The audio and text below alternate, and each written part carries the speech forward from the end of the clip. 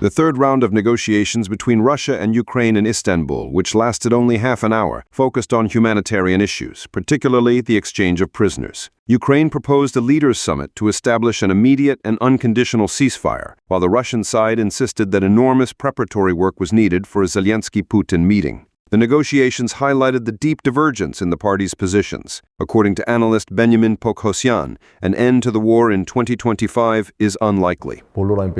This moment, there seem to be no prospects for ending the war. The positions of the sides differ significantly, and the only thing they can agree on is the humanitarian front, meaning the release of prisoners of war or the return of the bodies of the deceased. As of now, the perception seems to be that military operations will definitely continue until the end of 2025, and perhaps into 2026. True, there is much talk that when Trump's 50-day deadline expires on September 3rd, and if after that Trump indeed applies a 100% tariff on all states that buy anything from Russia, it is understood this is mainly directed at China and India, which are major buyers of oil, and China also of gas. According to the expert, if Trump indeed takes this step, Russia may be inclined to end the war sooner. Analysts state that the Russian-Ukrainian conflict significantly affects not only global politics, but also the South Caucasus. Moscow is striving to maintain at least the current status quo. It is understandable that Russia is now concerned because its relations with Armenia are, let's say, not brilliant, and its relations with Azerbaijan are in a phase of intense deterioration. But in my assessment, as long as the military operations in Ukraine have not ceased, and I mean a long-term ceasefire, not, say, 24 or 48 hours, Russia will objectively not have the opportunity to significantly increase its presence in the South Caucasus. Therefore, at this moment, I would say that in the South Caucasus, Russia is, one could say, a state that wants to maintain the status quo. It is not satisfied with the current status quo, but at the same time it understands that any change to the status quo could be worse for it. According to experts, relations between Russia and Azerbaijan have been artificially strained by Azerbaijan. Aliyev simply needed a pretext. The party throwing wood on the fire of Russo-Azerbaijani tensions is solely Baku. Aliyev's call for Ukraine to never accept occupation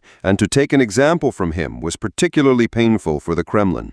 In my assessment, it seems that Azerbaijan wants Russia to come to terms with the idea that there is a new hegemon in the South Caucasus, in the person of Azerbaijan, and it is demanding, so to speak, treatment befitting a hegemon. It seems Russia is not very inclined to accept Azerbaijan as the new hegemon in the South Caucasus. In my estimation, this is the main problem. Aliyev is trying to show Russia, I am already dominant in the South Caucasus, and you must accept this fact, and your policy and your attitude towards Azerbaijan must be an attitude to a state with a dominant position in the South Caucasus. If not, then I am capable of taking steps that will hurt you. However, according to analysts, Russia will not tolerate such a situation, and after resolving its problems in Ukraine, certain steps to put Azerbaijan in its place will surely follow. Foreign Ministry spokesperson Maria Zakharova described relations with Azerbaijan as difficult, to say the least, also noting that a condition for normalization is the release of Russian journalists. Meanwhile, the negotiations between Russia and Ukraine are at an even more difficult stage due to the uncompromising positions of the parties. Incidentally, one of the Istanbul agreements was implemented. The Russian and Ukrainian sides exchanged groups of prisoners. David Janjoyan, ReOpen Media.